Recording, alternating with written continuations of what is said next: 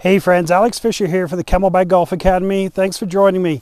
Really want to show you kind of 3 basic tips for driving the ball better. So stick around, I'm going to show you how to drive the ball better and how to keep it straight down the fairway. Thanks for checking out this video.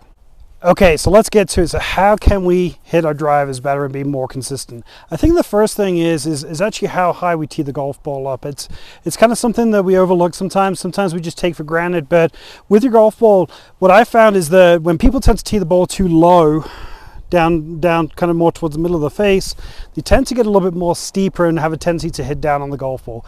That's really not a good thing because you're going to create so much spin and you're going to lose a lot of roll after the ball is carried and landed on the ground. So we want to kind of get that half and half on the ball on the face and then half above the crown here.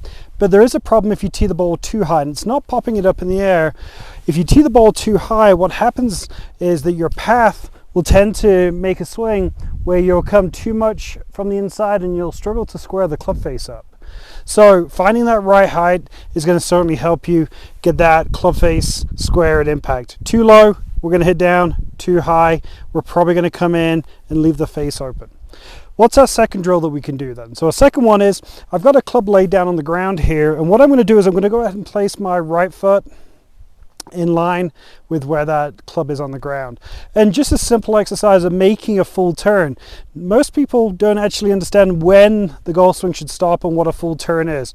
Either we're trying to get our lead shoulder underneath of our chin or our trailing shoulder behind our head, but if I put a club across my shoulders like so and make a turn going back, almost like I'm trying to get my back to the target, that gives me a good sense of making a full turn when it comes to actually completing my backswing. So that's a simple one there.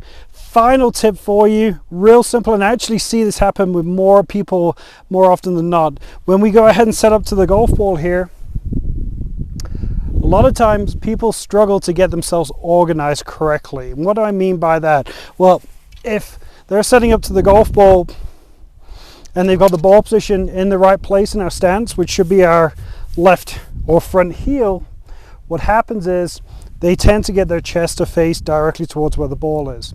Well, the drawback to that is that when they set up like so, now their shoulders are open. So we want to make sure that as we set up here, ball position's in line with our left heel.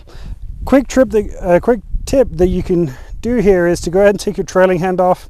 Go ahead and scratch kind of the side that's facing the target here. What that does is it closes your shoulders down, but by the time you put your trailing hand back onto the grip, you'll find that everything's organized from your shoulders, your hips, and then your feet. So just remember, teeing the ball up the right height, super important. Making sure that we make a full turn going back and having a reference point for where our back of our backswing is, really important. And then just getting ourselves organized. So when I set up to the ball, we're not open with our shoulders, we're setting up square. Guarantee if you kind of stick to those 3 basic principles, guarantee you're going to hit some really good drives. Thanks for checking out this month's video. Look forward to seeing you guys soon.